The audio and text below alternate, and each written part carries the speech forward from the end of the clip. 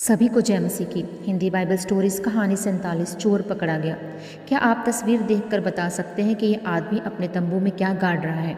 जी हाँ, एक सुंदर कपड़ा, सोने की ईंट और चांदी के कुछ टुकड़े। पर ये सब वो लाया कहाँ से? ये सब वह यरीहो शहर से लूट कर लाया है।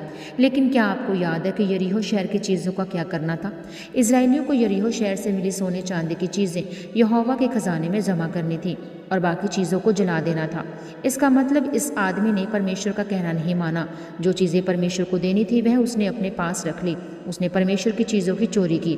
इस आदमी का नाम आकान है और उसके साथ जो लोग दिखाई दे रहे हैं वे उसके ही घर के लोग हैं। पता है इसके बाद क्या हुआ? एक दिन यहोशू ने कुछ इजरायली आदमियों को इस शहर पर हमला करने के लिए भेजा, लेकिन इजरायली लड़ाई में हार गए।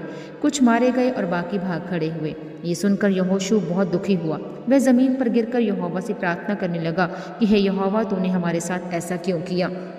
यहोवा ने उससे कहा कि उठ खड़ा हो जा। मैंने ऐसा इसलिए होने दिया क्योंकि इजरायलियों ने मेरे खिलाफ पाप किया है।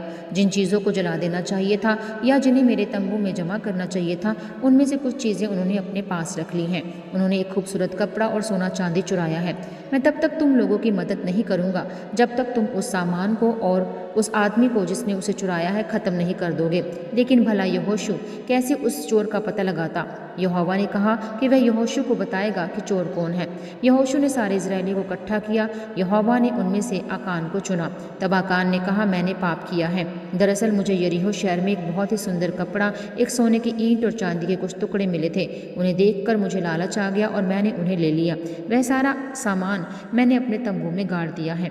अब वह सारा सामान आकान के तंबू से निकाल कर यहोशू के पास लाया गया। फिर यहोशू ने आकान से कहा, तुमने ऐसा क्यों किया? तुम्हारी वजह से हमारे ऊपर कितनी बड़ी मुसीबत आई है। अब यहोवा तुम पर मुसीबत लाएगा। इसके बाद सारे इजरायलियों ने आकान और उसके परिवार को पत्थरों से इतना मारा कि वे मर गए। फिर इजरायली ए शहर के लोगों से दोबारा लड़ने गए। इस बार यहोवा ने अपने लोगों की यानी इजरायलियों की मदद की और वे लड़ाई जीत गए। इस कहानी से आपने क्या सीखा? यही कि हमें वह चीज़ कभी नहीं लेनी चाहिए जो हमारी ना हो। आज की आप इस स्टोरी को देख सकते हैं यहोशू 7 उसका 1 से 26, 8 उसका 1 से 29 वर्ष में। मिलते हैं अगली स्टोरी में। प्रभु आप सबके साथ हो। सभी को जय मसीह की। God bless you all.